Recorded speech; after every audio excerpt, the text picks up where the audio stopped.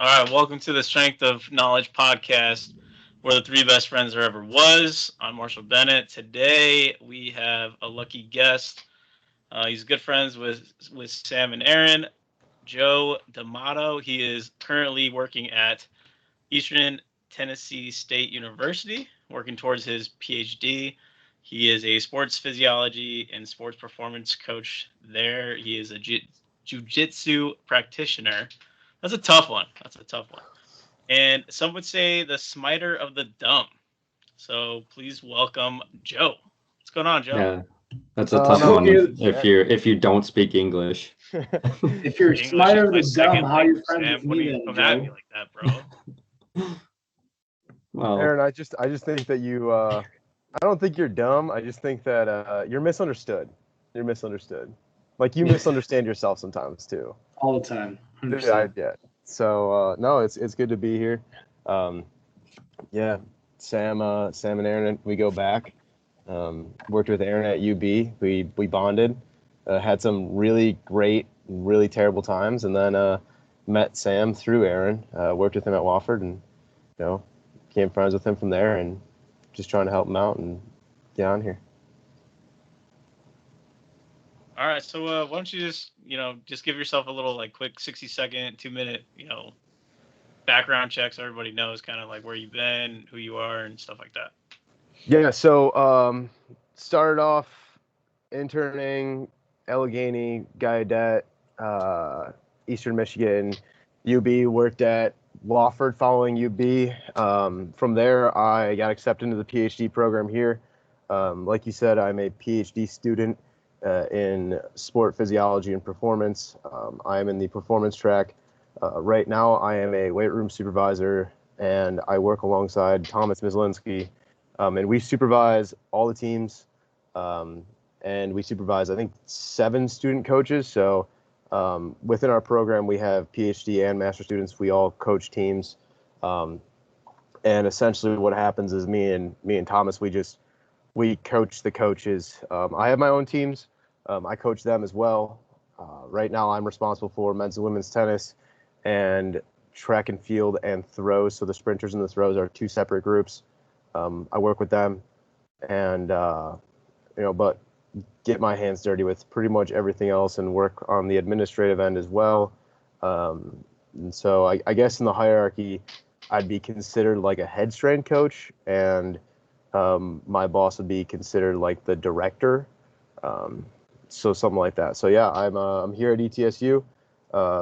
Right now I'm doing some research. Right now I'm involved in the pilot study on the force velocity curve, and specifically force velocity profiling while I'm coaching. So, living the life, man.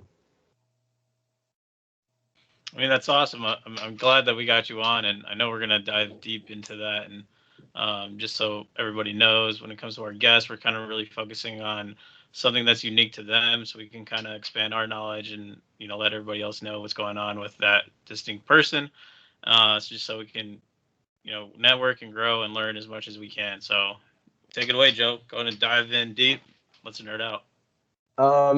So I guess, just so before we get into like the research, I guess, talk about a little bit about the force velocity curve.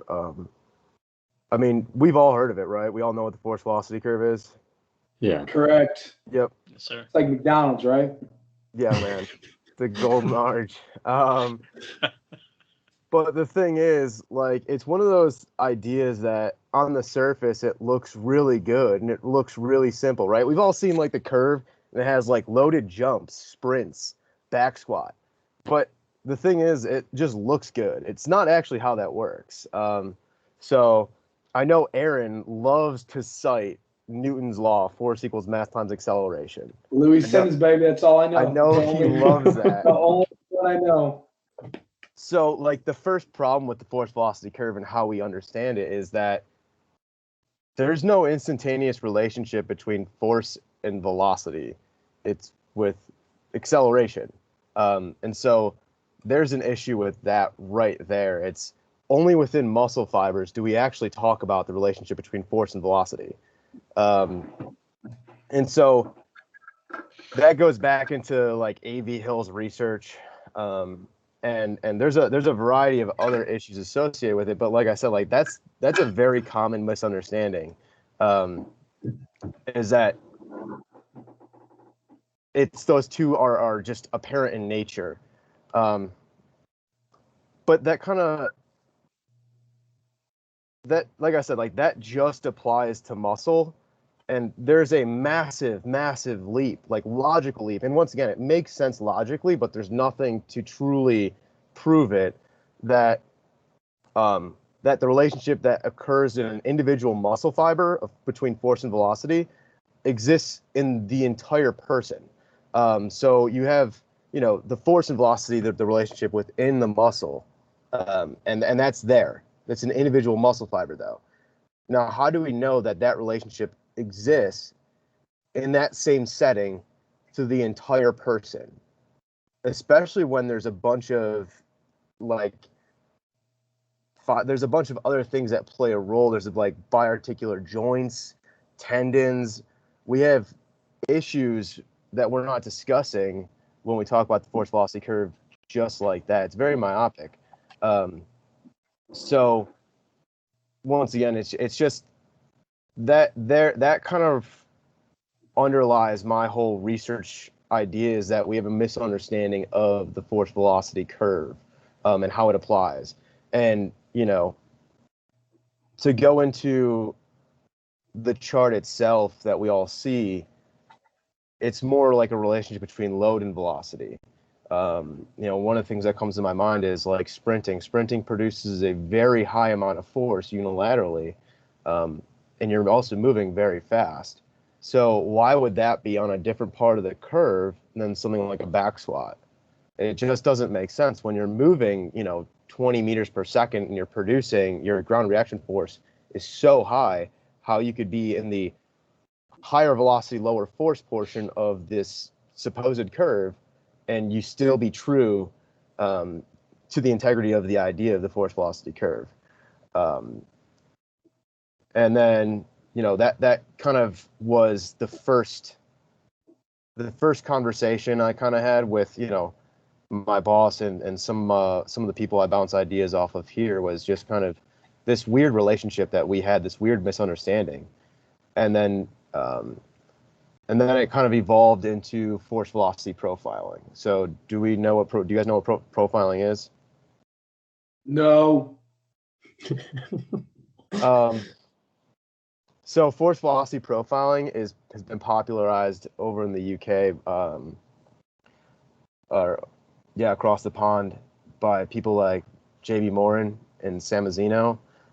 Researchers doing great things. It's no shade to them, but essentially what they're doing is Morin and Sam Mazzino have this Excel sheet that they do all the calculations for you, but you take loaded jumps, squat jumps, not counter movement jumps. You take loaded jumps, and they're ascending weights. So you start at 0 kilograms, which would be body weight, 20, 40, 60, 80, and you go all the way up until you hit a weight that means that you can't jump more than 10 centimeters. And then what you do is you plot that force velocity curve against an optimal force velocity curve. And essentially what it does is it looks for the relationship and then the imbalance between your curve and the optimal curve for you. And this has been validated, so this is real. Like, the optimal curve exists, and they've validated this against force plates. This is a mathematical equation. Like, it's good. And so they're looking for is basing your training off of your curve. So if you have a relationship or 150% higher than the optimal curve, then you'll focus your training on force or velocity. And those are the two choices to shift the curve back and to create that optimal force velocity curve. And what's discussed is this idea that you change your entire training structure on this one test, on this profile. So when you train for strength, it doesn't happen in a week. You can't really get stronger in a week. So what you do is you force velocity profile your athletes, and then you train for 3 months, or whatever it is, 3 blocks, 3 phases, 3 months, and then you test them again to see if you shifted the curve closer to their optimal level. And essentially, it's a way to individualize their training in a very kind of easy way. So if you know that someone needs to focus on strength or focus on force, then you can push them towards force. If you know they need to focus on velocity, then you push them towards, plyos and Olympic lifting. But otherwise, it's very, very easy to do. It's conceptually super simple. But the whole problem that I'm having with this is it's one test, and you're at one point in time, and you're basing an entire 3 to 4 months on one specific test. And it's essentially a replacement for periodization. So here at ETSU, we're big on periodization. Huge. We have Doc Stone and Dr. DeWeese, and the amount of periodization topics or talks that I've listened to has been crazy. Huge on periodization. And so, the differentiation between periodization and programming has been drilled into my mind. But essentially what it's doing is saying, this profile is saying, you don't really need to have a periodized approach, because you can just train based on that curve and say, well, force, and then 3 months later, well, velocity. Now, if you go by block periodization or phase potentiation, you go strength endurance, basic strength, max strength, so on. And what that does is you realize and you accumulate these adaptations, and you shift the entire curve, in theory, over the course of a year or the course of your macro cycle, whatever. And so, the foundational issue is the fact that this whole style of profiling is saying, well, we don't need to periodize. We can just figure out where you're deficient and just train that, and then you'll be good. And, that conceptually poses a problem, that realistically poses a problem. And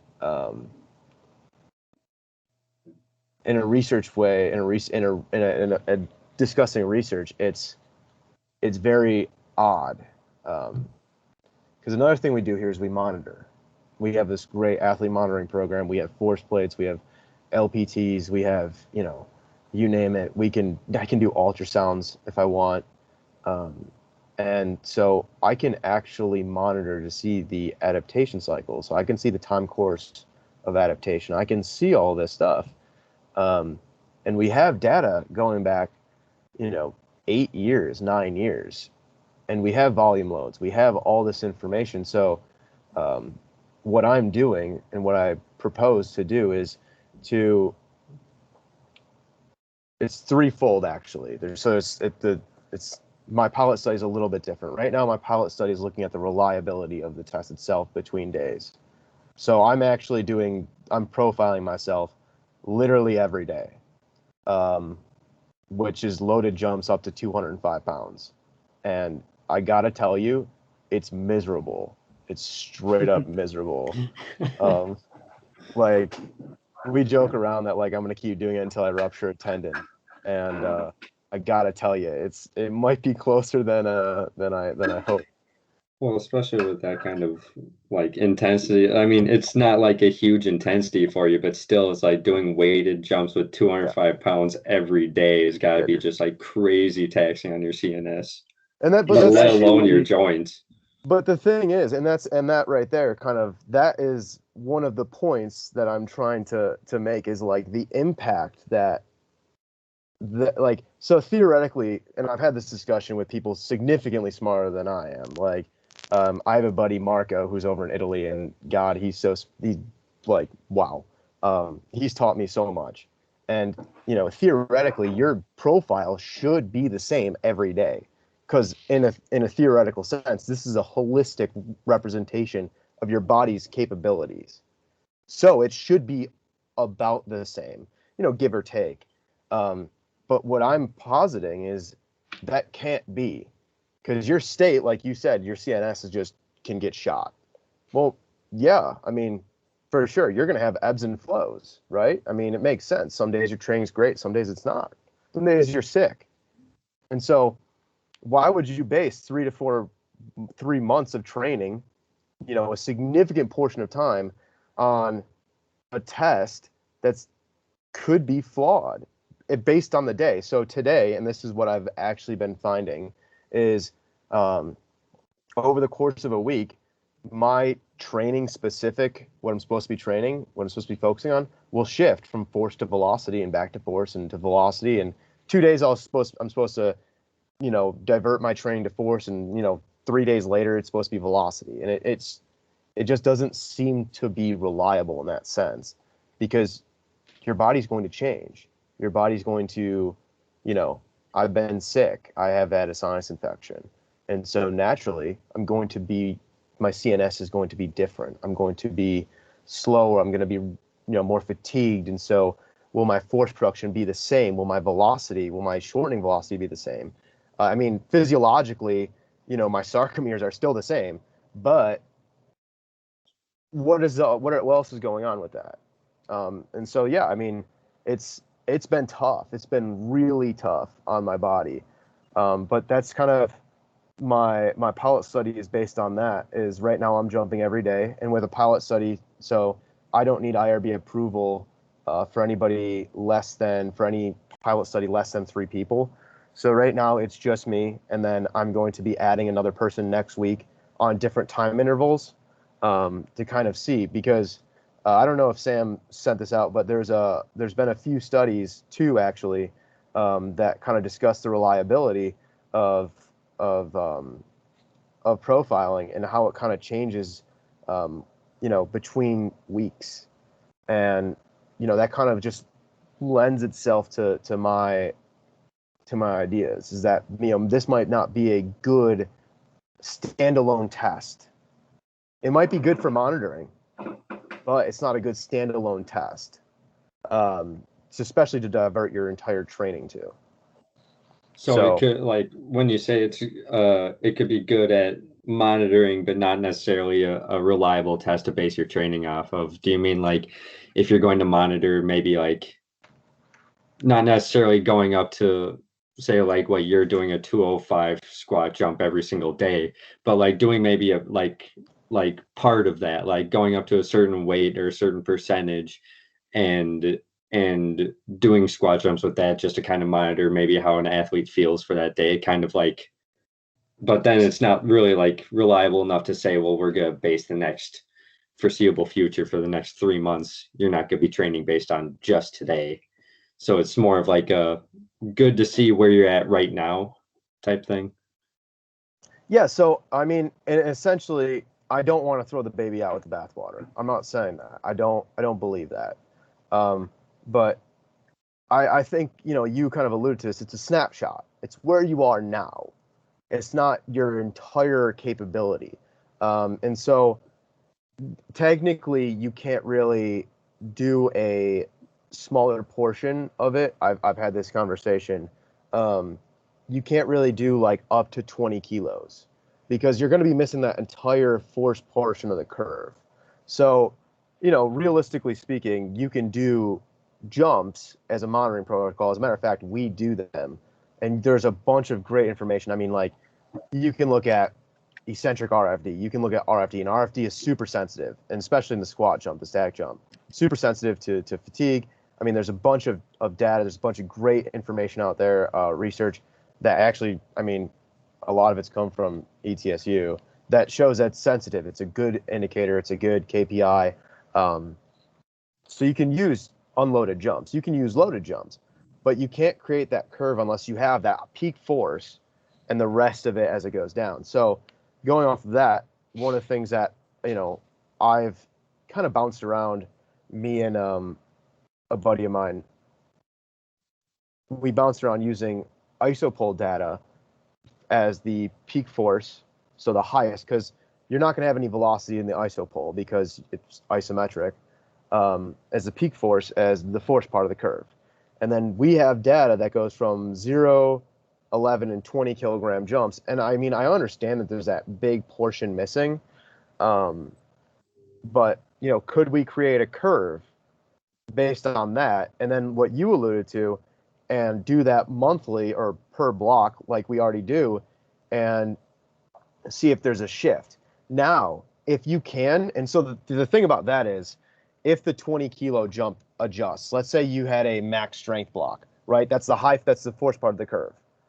Let's say that you had, the max strength block, you had 4 weeks of, super heavy triples, and so theoretically that should shift the force part over the time course of adaptation.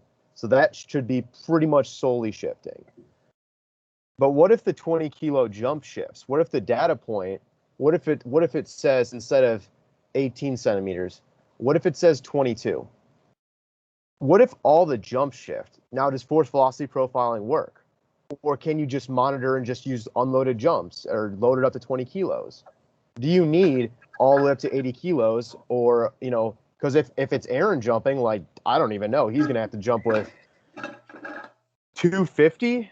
I mean, and it's fine, but the question then becomes, do you need to create that profile if 20 kilos is sensitive? If it's sensitive and I can prove that across a team, do I need to profile, or can I just use 0 to 20 kilos, call it a day?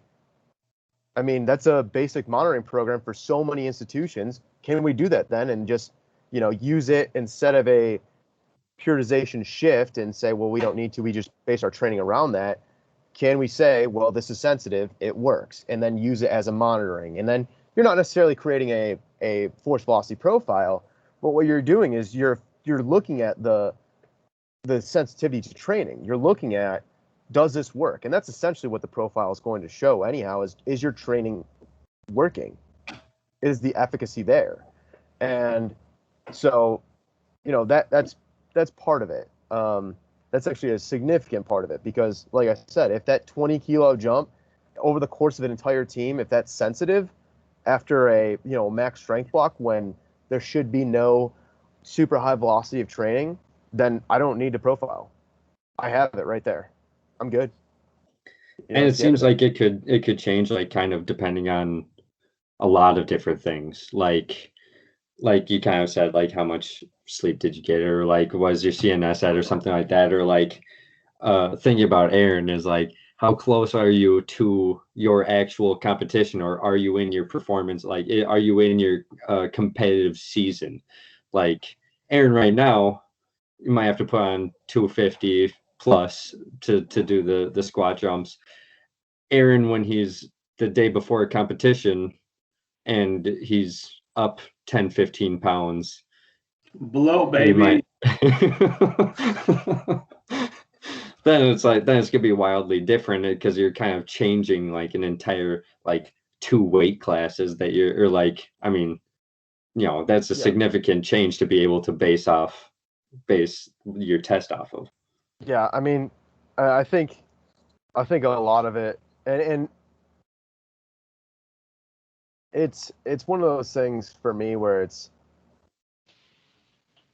when I want to test somebody, it's like, well, what am I going to use this test for? Because I think a lot of times when we test people, like, I don't know if you guys test anybody, but a lot of it's just like, okay, we collected this data, now what? And so now you have these jump numbers, right? Well, what are you going to do with it? You got your jump mat. Great. So you jumped and, you have 38, I don't even know what units jump mats are in anymore, because I don't, but like, I jumped 58 units on a jump mat once, and that's my, like, proudest moment. But we still don't even know what it means. But so you have these jump numbers, right? Well, the question then becomes, what are you going to do with that information? Are you going to change your programming? Is it for program efficacy? Is it for, is it for monitoring? Because, one of the things that we talk a lot about here is that the number of the jump height itself and doesn't really give you a lot of information. What does give you a lot of information is the things that go into that. And so luckily enough, like, we have force plates here, and obviously not everyone does. And so I can't speak for them. If you don't have force plates and you have jump mats, use those jump mats, collect data, do things with it. But we always talk about optimization. And so, the curve itself can tell you more about what's happening in the athlete than like the jump number itself. It's if I jump 28 2 days in a row, but last night my girlfriend broke up with me, and somebody died, and I didn't eat, and all these stressors adding up, I might have jumped the same height, but I have to look at the curve and see the optimization. How did I jump? What happened? What's the eccentric RFD?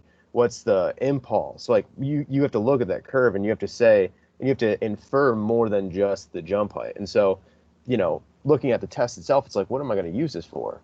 Am I going to use this to talk to coaches about and say, hey, we need to pump the brakes. We need to say, you need to not jump so much during practice. You're killing them. You're crushing them. Or, are we going to look at it and say, hey, we need to pump those numbers up. All right, like we need to get going. Like this is not acceptable. Like our jump heights everything is bad. We need to get going like now. It just depends on that. And for me, going back to profiling and kind of what we do, it's all about monitoring and efficacy and guiding programming, not necessarily deciding programming, but guiding it. And so it's an ongoing conversation. It should never be a one-time deal. It should be let's continuously monitor, let's continuously jump, let's continuously do this so that we know we're continuously heading in the right direction. And of course, adaptation takes time, and you might not know that someone has hypertrophy adaptations for 8 weeks afterwards, but we do know that physiologically this happens. We do know that. The mechanisms in the research is there. It hasn't changed. We know that happens. So can we make sure it's happening to the right degree? And if it's not, what do we do? And that's kind of the ongoing conversation with that, is like, my whole mentality is like, let's use this as a monitoring tool and not a directive. Let's use this as if this is sensitive, and then you can have the conversation of what's more sensitive, because you can create an RFD profile. You can create that off of an isopool. So what's more sensitive, your RFD profile or your force velocity profile? Because RFD is extremely sensitive. That's why squat jumps are used like static jumps and not counter movement jumps for force velocity profiling. So, is RFD profiling more sensitive compared to counter or force velocity curves? And so, and then we can get into phasic changes. So as time goes on, the time course of adaptation, you say, well, in the strength endurance block, like where should we expect that shift to occur? Should it be in the middle of the curve? Should it be in the upper end of the curve? Should it be in the bottom end of the curve? We know that strength endurance and hypertrophy it's a lot of metabolic factors. So where should that adaptation occur? And looking at the curve. And then you can generalize it and say, well, we know that if hypertrophy works, and this is like forecasting into the future, if hypertrophy is working, this part of the curve is going to shift. And if we see it working here and shifting here, we did something wrong. We need to adjust, or something's going on with the athlete. So there's a lot you can do with kind of plotting this curve and comparing it to, things like RFD and monitoring. That's kind of where I'm heading.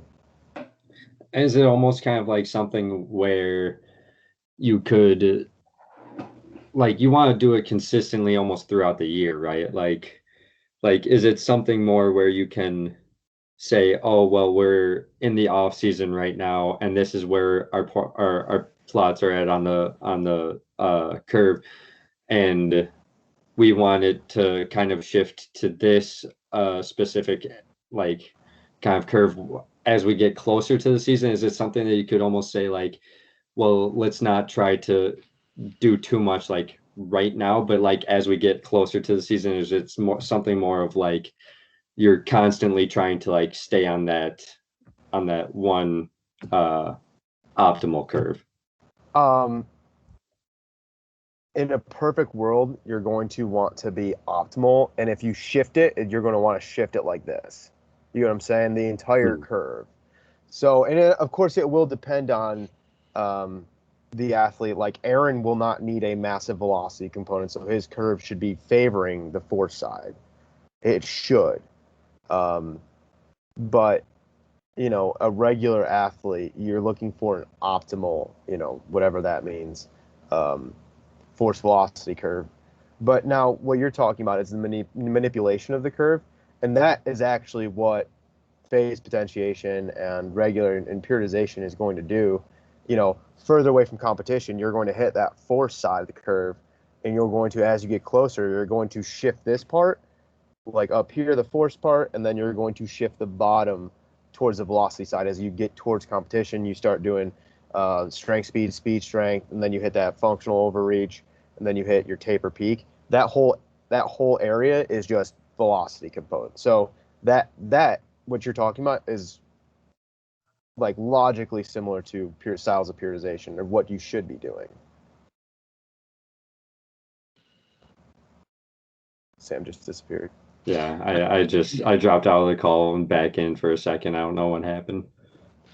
So Joe, not to back you up or anything, but Yeah. like, what kind of led you down this avenue of research, and like what kind of made you dive into this? So this was not my first, I guess, baby for research. I really wanted to look into Aaron and Sam. They know this. They love this. I wanted to look into accommodating resistance. I wanted to look into bands and chains. To be honest with you, I wanted to kind of prove their efficacy, because we all, there's a time and a place. But like that's what I wanted. And I specifically, I came here with like a vengeance. Like I wanted to work with baseball players. I wanted to see the effects of bands on pitch velocity, and like that was that. And then I had a conversation with my boss, and he essentially laughed at me and told me that I don't know what I'm doing for sports science, because and he's right, and he was 100% correct. And I think that's the part that like shook me the most. So in my position, and in any sports science position, and this is where a lot of people get it mixed up, I don't have the opportunity to mess with athletes. So I don't have the opportunity to pick and choose and say, I want to test the athletes on something. I can't do that, because that's not best practice. And what happens when half of their team gets good training and the other half doesn't? How am I supposed to justify that to a coach? How am I supposed to say, well, half of your pitchers, their velocity went up, 3 miles per hour, and their location went up, their ability to locate went up dramatically, and, whatever other KPIs they want to look at, they all went up, but the other half, they did not. They got worse because I had a bad idea. Like, how am I supposed to justify that? You know what I'm saying? Like, and that's what my boss sat me down and said, and he was like, it's like, look, you can't do that. And that kind of stems into a different conversation where like a lot of people make that mistake and think that sports scientists can do that. No, we can't. We can't do that. Like, good luck telling anybody at Clemson that you want to do a caffeine study on their football players. Half them pop on a drug test because they can't take caffeine. Like, good luck with that. Like, Dabo is not going to be happy. But yeah, so I wanted to do accommodating resistance. I wanted to. And then I kind of slowly lost interest in that. And I kept getting pretty frustrated with a lot of things I was reading and things I was seeing, and just because of shoddy methodology. Right now, force velocity profiling and like sprint profiling is very large overseas. It's over, like I said, like my Marco in Italy, like they profile, they do. Now, I don't know if they use it the same way that they're supposed to in research, but they definitely do. And it's starting to make its way over here to a greater degree. And I'm seeing a lot of shoddy methodology, and, we're programming things off of velocity and VBT, which is, VBT in and of itself is very problematic for research. I mean, truly is.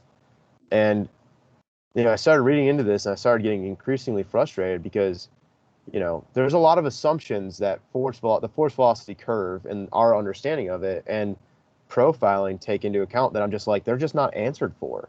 Like just off the top of my head, like force velocity profiling, one of the major assumptions is that the push-off distance is going to be the same. So when you squat, what their assumption is that you're going to stop at the same place and you're going to jump and you're going to reach full extension each time. So when you jump, you're going to jump the exact same as you did with 20 kilos as you do with, 80 kilos. Your body positioning at the top at takeoff is going to be the same. What they're finding in research now is kind of what people have been saying is that, 5 to 10%. They're finding a 5 to 10% difference in push-off distance. And that's not a lot, but it's enough. It's enough to change things. I also started getting frustrated with people who were saying that, like, they use med balls to train velocity. And I was just like, how do you contend with the idea that you have to move a med ball, and for a baseball player, like 40 miles an hour, an 8-pound med ball, you have to move it 40 miles an hour to have the same training adaptation as someone moving 135 on a clean who's moving at like 1.8 meters per second. Like, there's a lot of that. And I'm just like, you're making massive assumptions here that just don't add up. And you're just blindly following something and you're saying, this is it, but you have no idea what the physiology is or what's going on underneath. We're just looking at the numbers, looking at the body, and we're saying, we got it. We figured it out, guys. And that's that. And so It's I kind of started like a oversimplification. Go lighter, move faster. Yeah, it is. Type thing. And yeah, I mean, and you can get into some, I've had a lot of conversations about that, but it's just like, the whole idea of dynamic effort, gets into it too, where it's just like, we talk about these things and we don't talk about strength curves. We don't talk about the body is going to naturally decelerate as you reach the top of a movement. So as you reach the squat, for safety purposes, you're going to naturally decelerate. That's the point of accommodating resistance. Bands force you to continue acceleration.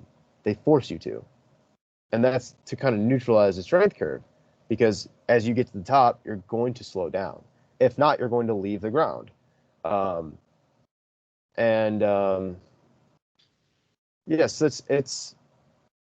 there's just a lot of things that we talk about that, and I reserve the right to be wrong in everything that I say, because I don't know everything and I'm not going to pretend to. My understanding of things could be incorrect, and I'm 100% willing to just sit down and be wrong and sit here in my wrongness. That happens to me constantly.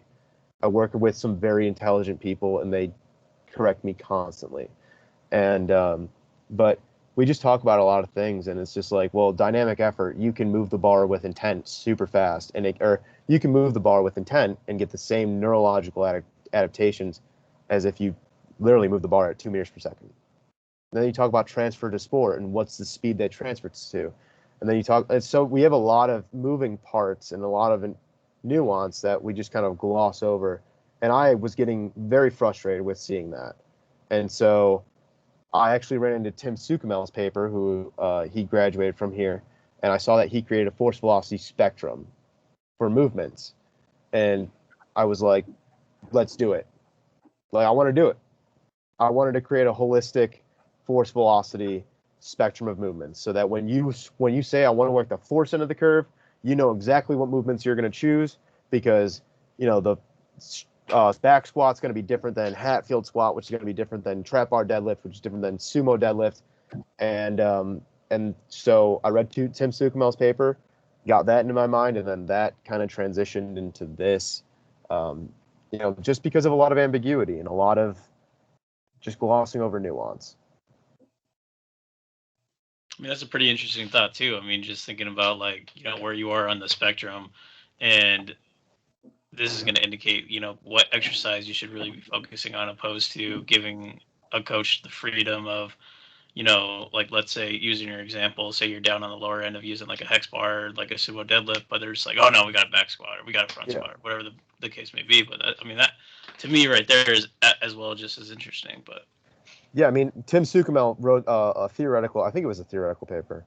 It was like a review almost, where he created, and I haven't I read it a long time ago, but he took all the weightlifting derivatives and he plotted them like where they should be used, because like the mid thigh pull should not be used in the same block as a clean from the floor. Like they can't be interchangeable movements. It's the same thing for Aaron who power lifts. Like you can't do a safety bar squat and that be interchangeable with a straight bar. Like Aaron, what do you safety bar squat? A lot. Yeah, I mean a lot. I'm so I have shocked. maxed out probably for mid 500s. What do you straight bar squat? 700, baby. Okay, what do you front squat? Fuck, I haven't front squat that heavy in a long time. If I had to guess, probably like 500. Okay, so could you interchangeably use them as you go to peak for competition? Could you say, you know what, I'm not going to back squat, I'm not going to do my competition squat. What I'm going to do is I'm going to front squat. Do you think that'd be a good idea? That would be Yeah. stupid. So and it's that same idea. Is just like, well, one's going to be better for hypertrophy, one's going to be better. Like you can't. A terrible idea is doing a straight bar deadlift for tens. Like, I mean, but you can do a trap bar deadlift. Why? Because of leverage. Because the recovery is different. So naturally, it should be in like a conceptual way, different part that you're working. And so, of course, the spectrum wouldn't be perfect, but could you conceptually make one? Like, yeah, for sure. I think you could. Am I the person to do it? I have no idea. I think you need someone smarter than me. I think you need someone who, has a very firm grasp on what they're doing and isn't in 18 places at once. But I think you could do it. And I think it's something worth doing too. So, because like you do loaded jumps, you do this. Are loaded jumps going to be interchangeable with a clean? Absolutely not. You just can't hit the same anything with a loaded jump that you can with a clean. So it should have a time and a place. And we all agree with that. So can you truly say they're completely interchangeable?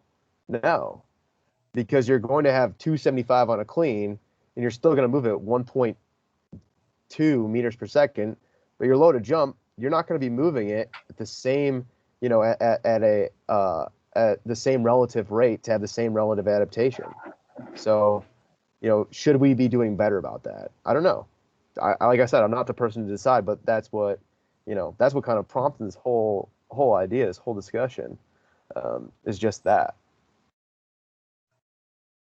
And so that could even maybe go into, and tell me if I'm wrong in asking this, but if it's going into kind of maybe a better understanding of when you might want to use the different variations or the different kind of movements throughout your kind of training time period, whatever, like whether it's off season, in season, wherever your force velocity curve is, which movements would be better for changing the force side or the velocity side.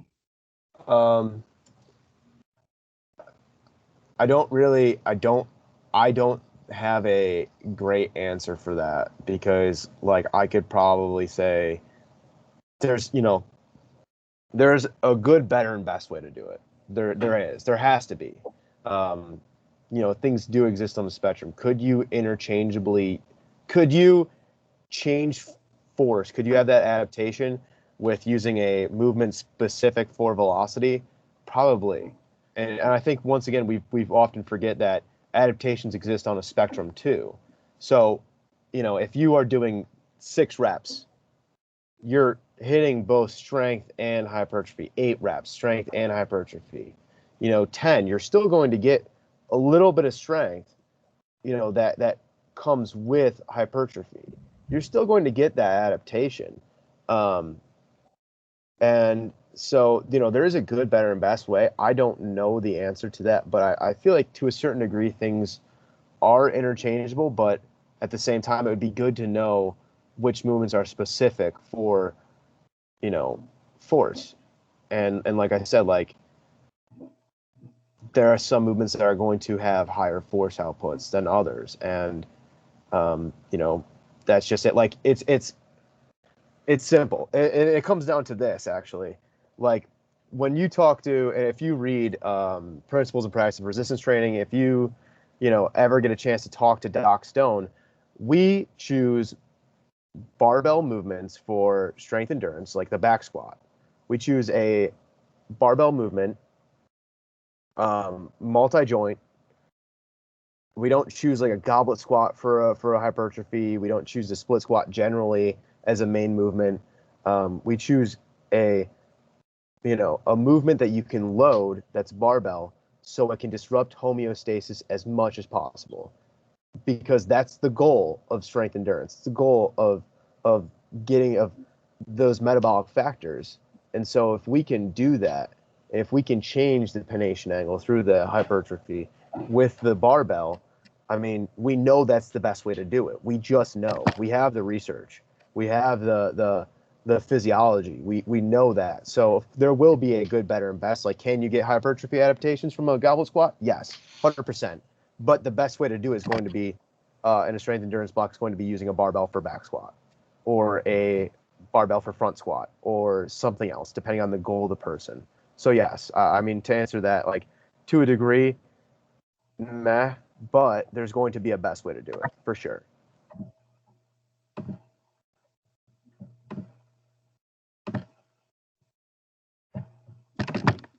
Aaron looks like he's looking up some research. So I'm just kind of Yeah, I'm looking up waiting. something. Yeah, I'm waiting. I'm trying to pull up like the picture here. I'm gonna share my screen.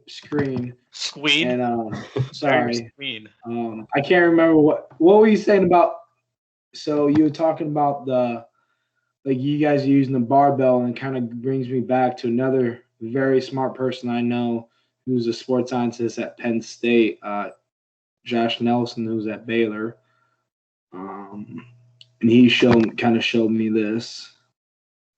And we were talking with my OC, and he needed help with kind of just like training, so he contacted us.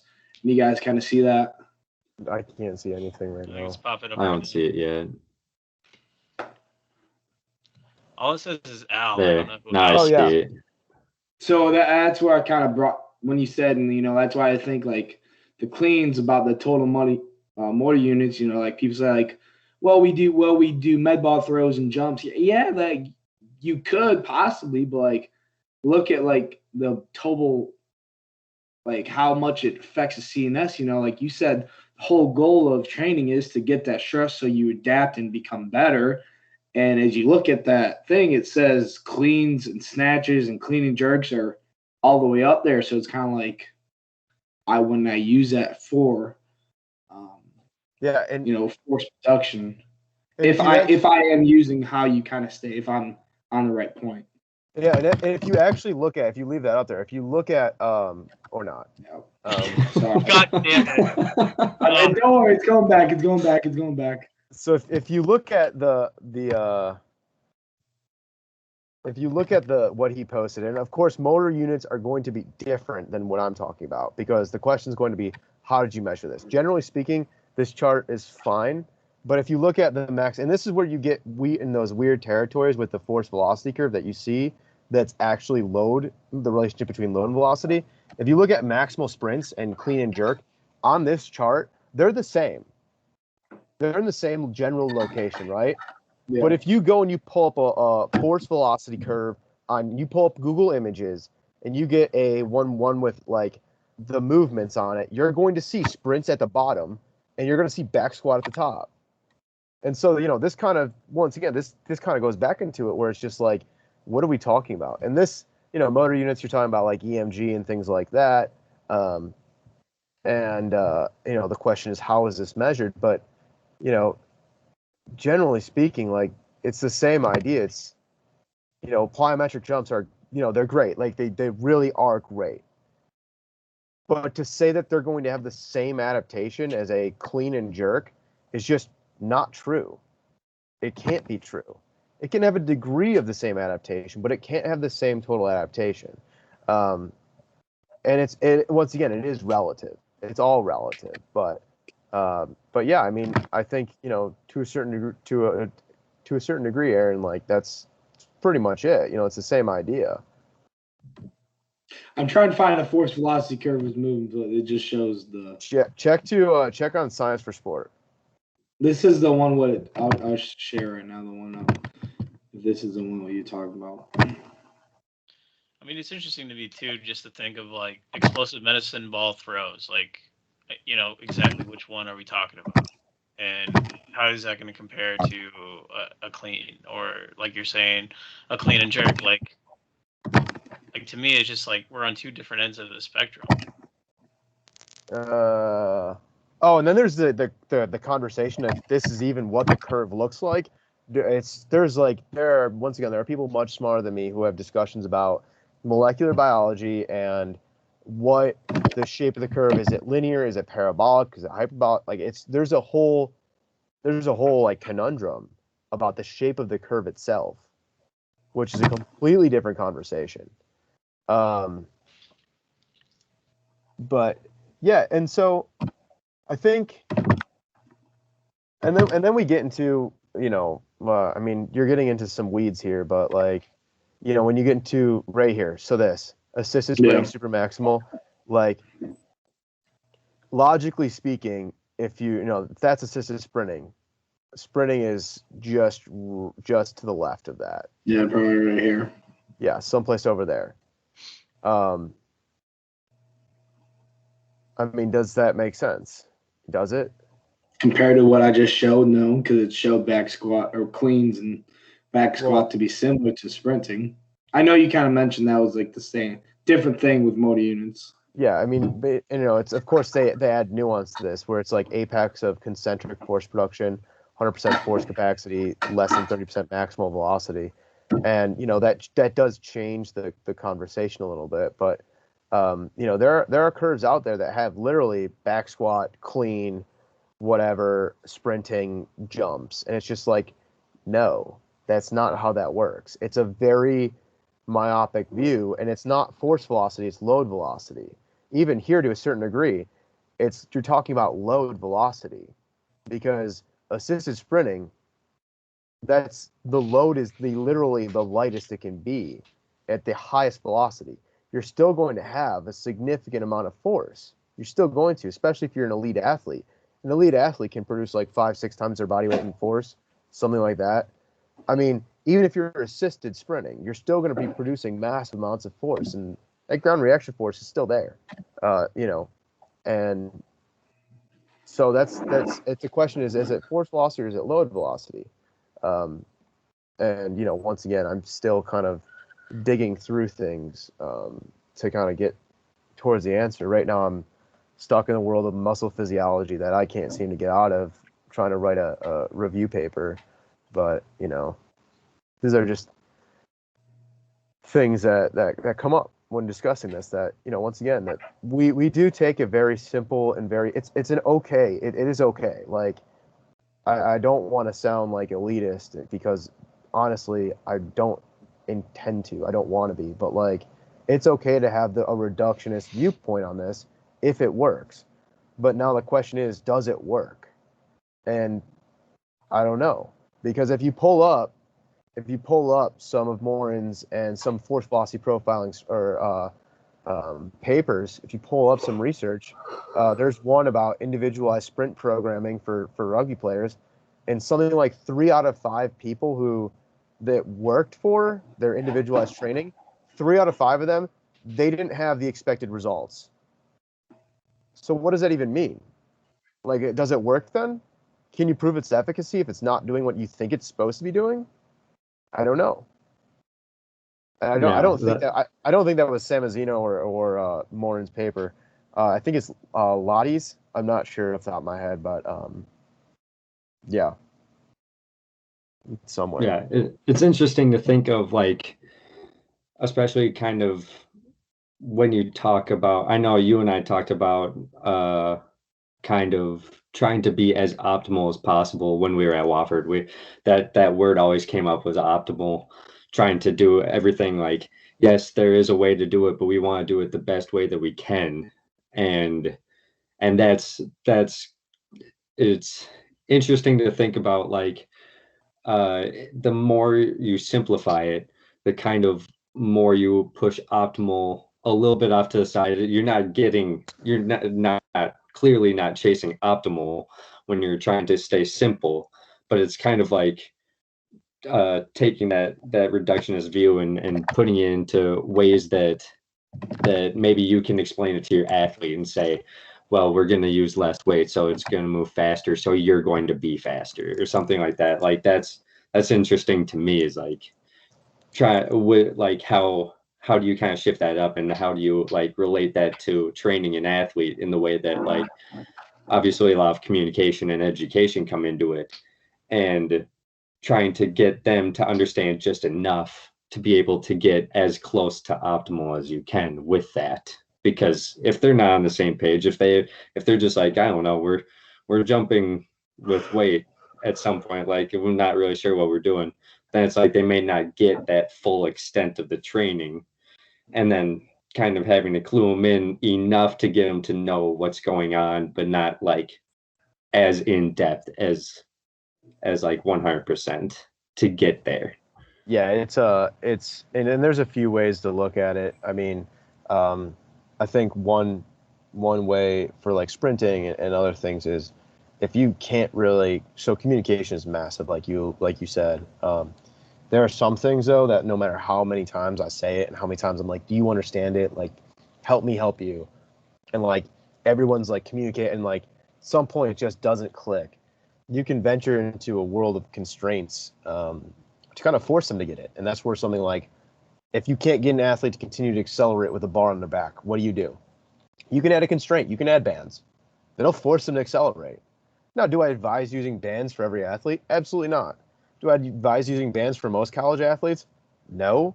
Like, have you ever seen a college baseball player bench press? I have. Like, now imagine putting some like monster mini bands on them. Like, they're gonna get stapled. Oh yeah, you're gonna have someone who's benching the bar and someone who's benching like 350. It's like there's no consistency. Yeah, but if you are if you are trying and you just can't communicate, adding a constraint can kind of take that away from you. And that's very European. It's very Bondarchuk-y, but it's something that you do a lot for sprinting. So like you use a prowler, so you don't want to teach. You don't want to verbally teach body angles and whatever. So you put them on a prowler, and or you put them on a hill, and congratulations, now you have added a constraint that's going to force them to do what you wanted them to do. Yeah, I mean, there's that. But then there's also, I got into a discussion, we'll call it that, with a social scientist, and I generally agree that we need more education in the field of communication and how to handle people, because we work in a people field. And most strength coaches I know, they could be better at communicating and handling athletes. I know I can be. I mean, I'm the first person to admit that. There's only a handful of people I know who are just like absolutely top tier. And I actually agree that we all need a little bit more education on that topic, on how to communicate and how to have that discussion and how to effectively cue. I mean, but that's a whole semester long. I mean, Nick Winkelman wrote a book on it. He's on how to communicate, like Language of Coaching. It's a great book. There's a bunch of research out there. Like, we're talking about fields of study that people dedicate their lives to, and that, like, it's ever growing, and some people still don't know how to do it. They still can't communicate effectively, and it's I don't know, but I do think that's something that we do need to get into a little bit more. But it's the yelling up on a squat. Dude, I used to. Oh, okay. So I had this conversation with someone where I was like, if I'm benching and you yell up at me, when I'm done, I'm going to get up off the bench. I'm going to look at you square in the eyes and say, what did you think I was trying to do? Just let the bar kill me? Like, come on. It was just like, there's a fighter. It was in the octagon, and the lady yells, punch him in the face. And he stops fighting, looks at her, and says, thank you for that great advice. Like, yes, there's a time to communicate, and there's a time to shut up. And when someone's lifting like that, like just shut up. Like there's no need. You know, if what you're saying is not going to impact that rep right there, if it's 90+%, like don't even bother. Your adjustment's not going to do a damn thing. Like, yes, yell hips more, like, because that fixed my. Thank you. It fixed my deadlift. You fixed it. Thank you. Like, it's the most condescending thing ever. Like, at Like, least in no, my I wasn't trying to move it up, dummy. Yeah. What do you think I'm going with it? Yeah, no, I wanted to go back down with it. It's just 500 pounds on my back. Thank you for your sage advice. Like, dear God.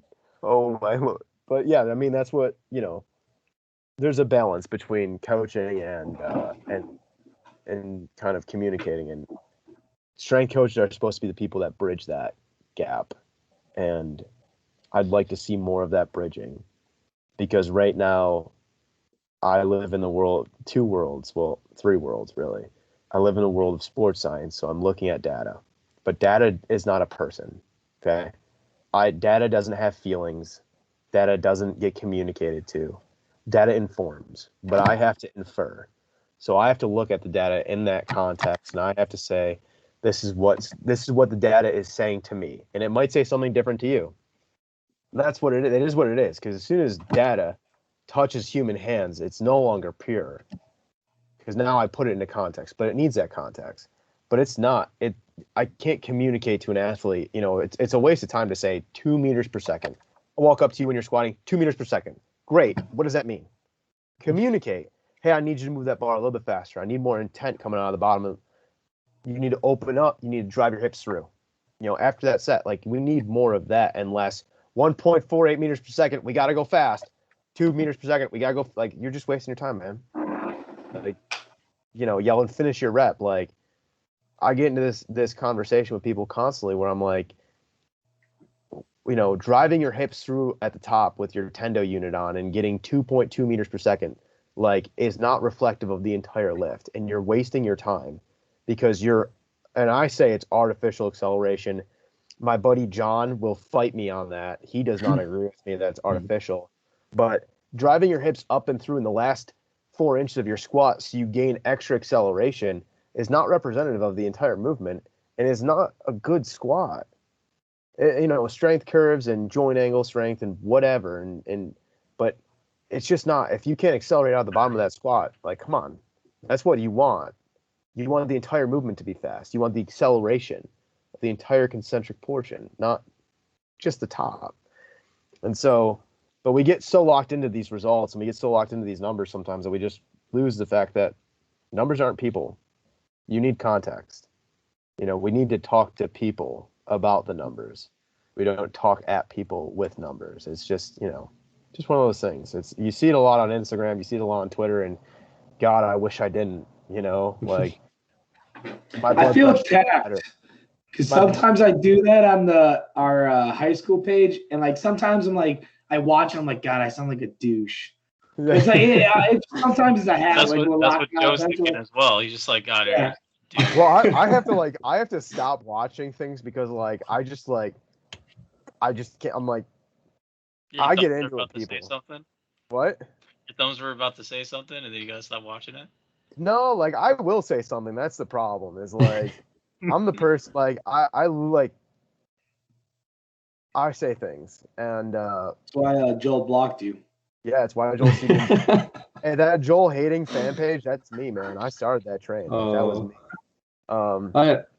But I mean, like, I think it's also, I mean, on a different level, I would have less of a problem with that kind of cue if they were maybe saying something different, like maybe an actual cue, or I mean, I know you've seen videos of Louis saying drive, and it's like, with Aaron and his high school athletes, I mean, working with a high school athlete, like, you're going to tell them exactly what they need to know. You're going to look them in the eye. You're going to be like face to face, and you're going to say, this on just this set, focus on this. And they'll say, yes, I understand. And then they'll get under the bar and they'll be completely gone 2 seconds later. So that's why I kind of like, like if they're under the bar and they're supposed to be moving it fast and they're obviously not moving it as fast as they can, maybe they just completely just blanked and saying like, all right, up faster, drive, or something like that, kind of to get that almost that inflection in your voice to be able to like cue it in a different way. That I understand, but like saying up on like your warm-up sets or like on every single set that you have, that I don't understand that. And like there was a huge blow up on Twitter about an intern at Maryland. I don't know. You guys have probably seen this. An intern at Maryland yelling "finish here" to her athletes, and like huge blow up over like nothing. Because honestly, like I didn't really care. Like it was whatever. But I was like, I looked at that. I was like, I'm not touching that with a 10-foot pole, man. Like I'm not getting involved at all. And talk about career suicide. But like, you know, yelling "finish" is not coaching.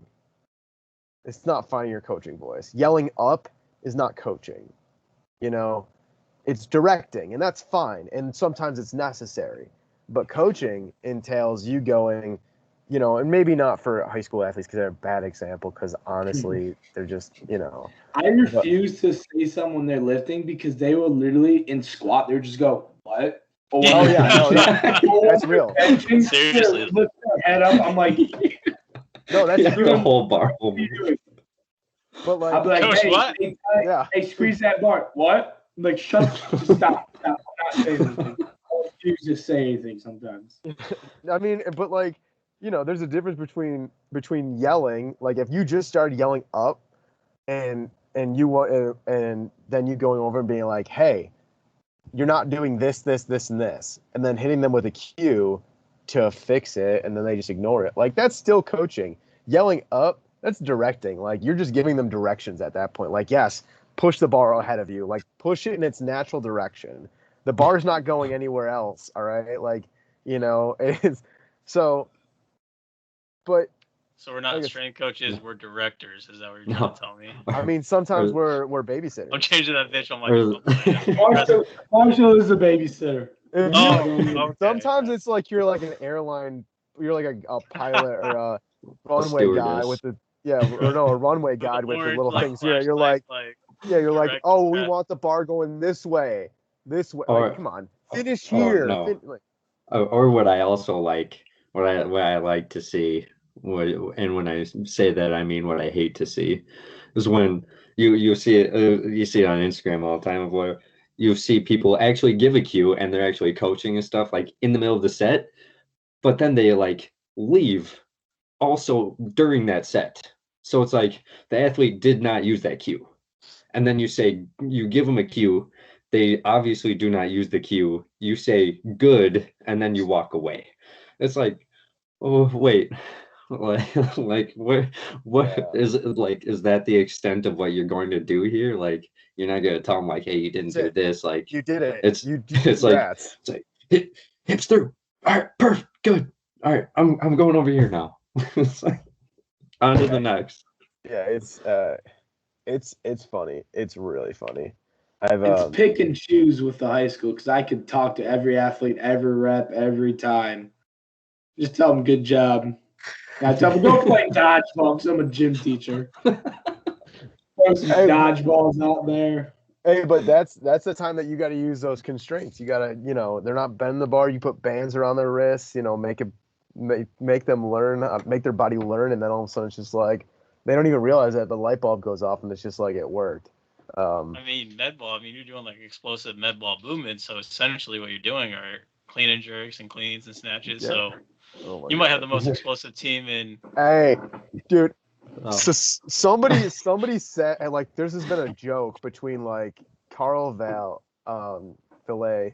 the guy he's on Twitter is like spikes only, he's simply faster. There's been this ongoing joke with him where like everything, because a guy who worked for Mike Boyle made a statement that like any ball over 8 pounds can't be thrown explosively. And so now it's been just an ongoing joke where he's just like, he sees like a 15-pound med ball. He's like, it's not fast enough. It's not explosive. It's not good. I don't care that you bench 400 pounds. Like, it's not good. 8 pounds. Should I, That's the should limit. I do like a 30-pound med ball and tag him and see what he says? No, it's Slow. With my 85-pound athlete. yeah, it's okay. Well, that's a lot. Like, Go also- fast, speed. Nice. Good job. we have Nice. Good job. just yell up. Up. Just- Good. Walk away. Up. Good. Good. Extend the bicep Oh. of the tricep. Or a constraint for your athletes, Aaron. You just tape them, strap them to the bench, and then you give them a cue so they can't lift up to talk to you. Oh my Hey, god! but If that I could happens tape in their college. mouth shut. That happens in college though, so it's not much better. Yeah. But yeah, I mean, sometimes the constraint is just adding a lot of weight, and that's like a joke, but it's like not a joke. We work with sprinters here, and so we actually just got track and field. Like we're just started working with them, and we've been trying to fix a lot of issues movement wise. And luckily, we have someone here who I work with, Luke, who has worked with national level weightlifters, and he's a weightlifter himself, and he's lifted and I think he's worked with Dane out of Garage Strength, who's a throws coach, but yeah, he's worked with someone named Jake, who's on the U.S. national team for Olympic lifting and for weightlifting, and so we've been trying to fix their cleans, and didn't fix, nothing got better, like little progress. Then they went and they maxed out, and everything for some people got extremely, like, so much better. Like it like forced them to clean everything up, and for some people it just went to hell. But I mean, focus on the good here. Like for like the 4 people, it went really well. We're like, wow, and then other people was like, oh my god, what was that? Might need a little practice going at that. Yeah, how do your wrists and back and ankles and knees feel? I don't know. Mine hurt watching you. Mine just because my weight. Yeah, dude. Hey, publicly gonna call Aaron out. Thomas, you never got back to Thomas. Yeah, because I don't want him to tell me what I'm eating like a truck. I've been thinking about. You gotta get Oh, back. I bet you were. Yeah. Now you're on. No, I've been This is pretty like a good. post- I'm almost, but I didn't eat ice cream and donuts for like 3 weeks. Of course, I got ice cream and Oreos this past weekend. But I was down to like 263. You guys got that Snapchat? My goal is to I'll do 260. So my next meet I can blow up to like fucking like 270. Don't Just do 10 that. pounds. Why? Dude, I'm telling you, go down like 2 weight classes and dominate. No. Yes. 1900. I Oh my love food. Me and him have been going back and forth on this for like, I don't know, a year now, where it's just like I think that, and Henry agrees with me, if you go I will down, beat Hank's ass. Yeah, this should have been a test of knowledge segment right here between Joe. This and is Aaron. because Hank. Should Aaron and eat Hank got less that or not? giveaway stuff down. You and Hank are combination 210 pounds. I could go to 200 pounds You know what? We tomorrow. should get Hanky Poo on the freaking podcast next week. I'll tell him. Hey, I'm like fluttering at 190. This is gross. I was 190 like in 2nd grade. I haven't been 190 since like freshman year of college. I don't know. I've been sprinting more. I have been feeling better like at low 260s. So maybe you're on to something. I don't You're know. sprinting and dominating your athletes in sprints. It's what I do, baby. It's what I do. Man. I love to see that effort. I want to see more competitions like that. It's what I do, man. I just Reinforce love the your talking the whole way down. Just yep, here I go. They just don't think I got it. Every once in a while I just gotta show them, but I got it. Do you like roll into work with like a polo with an Air Jordan shirt underneath it, just because you like want to dress casual, but you just want to remind them that if it comes to it, you're gonna dunk on them?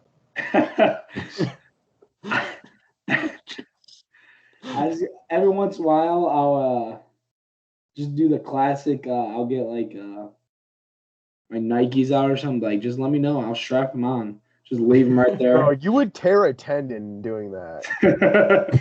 you would blow tendons. I hope you have really good insurance, because like it gets The to best one part, of the those best part is comparative knowing conversations. Aaron, I know Aaron, and at PC, dude, he'd walk around watching guys, and he'd just be yelling, "Up, up, good job!" And then he's like, "I'd be you in a race. You're nothing." Oh, you want to race? Let's go. Basketball court's right across the way. And that's exactly what happened there. I My guarantee goal it. this summer Oh is no, one of my like cornerstone memories with Aaron at William Penn was. what is happening Do you here? remember? Do you remember this, Aaron? When we were all playing basketball one time, and you see a couple of guys like sitting in some chairs like on a different court as we're leaving, and you and I are walking past to go home for the night, and you look at me, you're like, "What's up? Want to see some sweet ups?" Just kidding. I don't got them. Have a great weekend. Wasn't that cross country kid? Oh my god! It was two soccer players, and then I turned to you. I'm like, Matt. I love Matt. it was Matt. It was Matt and someone else. And I turned to you. I'm like, do you know who those are? Who those guys are? And you're like, hell no. What? I miss Matt. I was talking to somebody and I was like, yeah.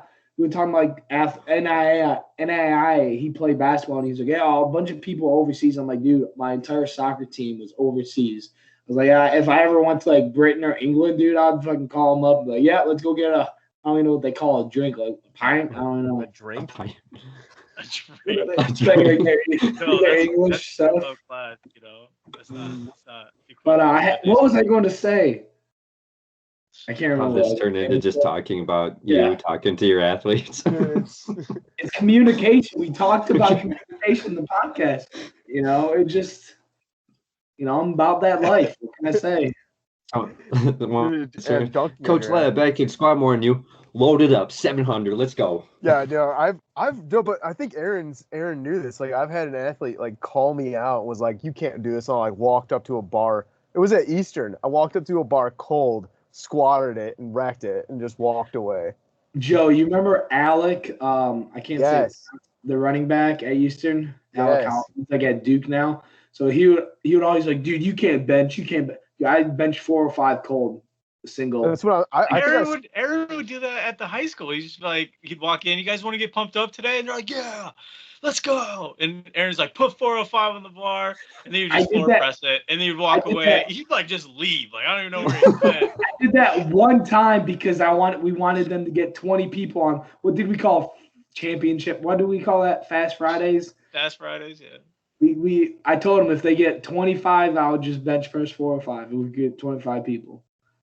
We did. So it was a great incentive to bring more athletes in. Dude, sometimes sorry when I can do that, Mello, and you can't. You got hurt, dude. Farmer carries. Joe, listen to this story. So there's no story. There was a duck trench. Nobody knows about it. We're training middle school, and we're doing like this farmer care, like, outside, and we need one other person. So I'm like, okay, Coach Marshall Bennett will hop in with you.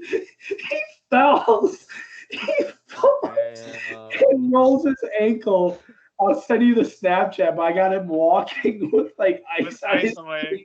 Listen, I want the record to show one thing. Okay, all that happened is true. It's embarrassing, but during that time period, we were all doing conditioning as a staff, and I didn't miss a day. That's all I want to say. I didn't miss a day. Conditioning is boring. No, but then what happened? No, what happened after that? Do my conditioning that week, and I finished conditioning, so that's all I care about. No, but what happened after that, Marshall? I think something happened after that. Back at the house, you had to go outside and you picked up some. Sam, but I did roll my ankle. You had to pick up some dog shit. Had to pick up some dog shit, and you step on the curb and twist your ankle again. Listen. All right, when you're exposed to more ankle rollings if you have done that. No, we're good. Joe, I need your help here. I need your help.